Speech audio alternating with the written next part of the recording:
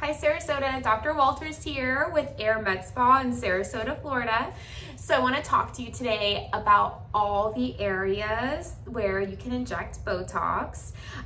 The first 3 areas that I'm going to talk about are pretty routine. They are on label, FDA approved, and very common for any injector basically to inject to those areas. The rest of the areas are going to be considered off label. You want to make sure you go to an experienced master injector for these areas just because it takes some skill and some practice as well as knowledge of the anatomy. So anyway, let's start with the most common area that I inject. Oh, and also I'm using this white pencil so you can see, and I'm gonna mark myself.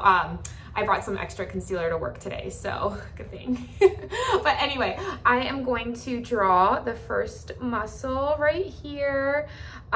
This is known as the glabella, this area. I normally do either a 3 or 5-point injection mark here to just prevent movement, preventing those creases. People call it the frown lines or the 1s or the 11s, preventing that crease from happening.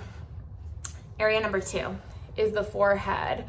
I have a pretty narrow forehead, so I normally do 1 row on myself when I'm injecting.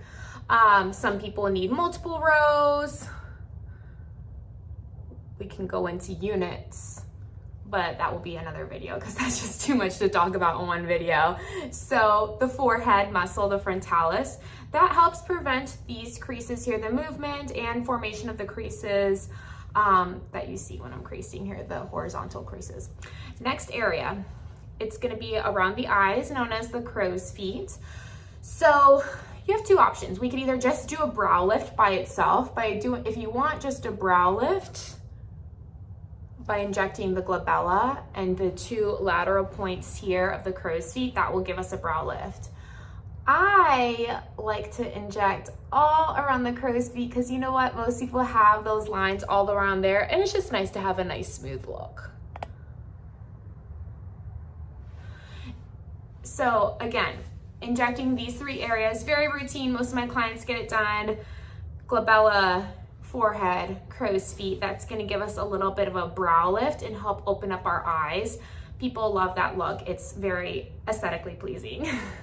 So now I'm going to go to the off-label areas.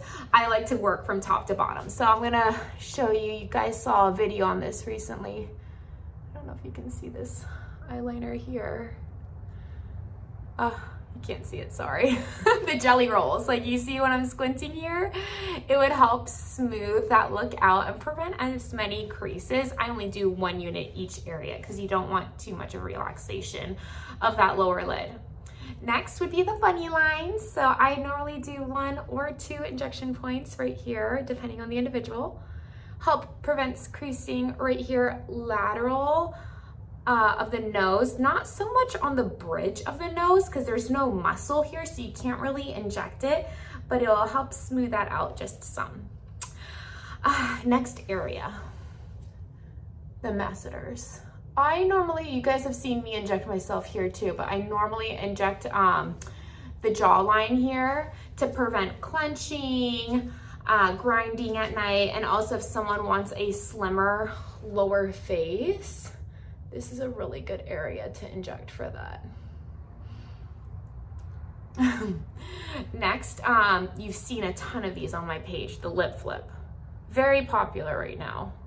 I would say this is the 4th most common area I treat after these 3. Everyone comes to me for a lip flip because it helps relax this upper lip here and then pull up the pink of your lip and adds a little bit more fullness. Also for those smoker lines, it helps prevent those vertical creases from forming or getting even worse. If someone just has a gummy smile that they want to treat, so they smile and they're showing a lot of gums or a lot of teeth and they don't like that, I can inject right up here, 2 spots. So either or, just for the gummy smile, or I just do a lip flip on them. I normally don't do all at once. You don't want to do too much on the upper lip. It wouldn't be a good thing to relax it too much. Next, you've seen me inject this before. I've injected my whole face before, like side note, I should probably stop saying that in this video. This right here really bugs me, the chin, to help prevent that dimpling. So when you like, I don't know, make weird faces, or when I smile real big, sometimes you'll see dimpling. So that's to help smooth that out. Next, on the lower face, very common that I treat the DAOs, depressor anguli oris. And that injecting these muscles down here actually help turn the corner of your mouth upward. As we age, those muscles get strong and they start to pull down. And then that way so in turn, you'll see older people or people with just really strong muscles there have like a downward turn of the muscles. If you have deep folds here, those marionette lines, it doesn't make the marionette lines go away, but by help lifting that muscle right there, you can help it settle. And then another thing you've seen me do, like, so when people, sometimes it happens to me when I smile big, right here, you have a little bit of a pool and you see a little bit too much of the lower teeth. I know everything is so minor that I'm pointing out, but you know, these minor changes is a big deal for some people. So by treating this here, the DLIs, the depressor labii inferioris, that will help relax that muscle there, and so you won't pull as much to the side. These areas especially, you want to make sure you go to someone experienced, because if you hit the wrong muscle, then it could cause unwanted changes of your smile. And then unfortunately, there's no reversal for Botox, so it probably lasts you a good 2 to 3 months. Next area I want to talk about are the Platysma Bands. These bands right here. See if I can draw them out.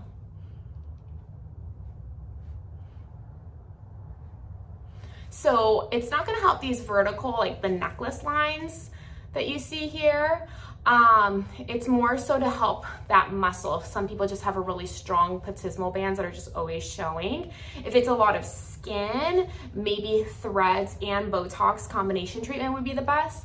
But if you just don't like how these look, or if you make this face a lot for whatever reason, treating that with Botox really helps. And the last area, I'm not gonna mark it out for you, but I like to treat a lot of underarms because it really helps people with excessive sweating. It's a condition called hyperhidrosis, and normally my clients get it done maybe like once, twice a year, but Botox is really good for that underarm area. Taking a good look at my face now, making sure I'm not forgetting any areas. If I am, I'll probably write it in the comments, but these are the areas I normally treat.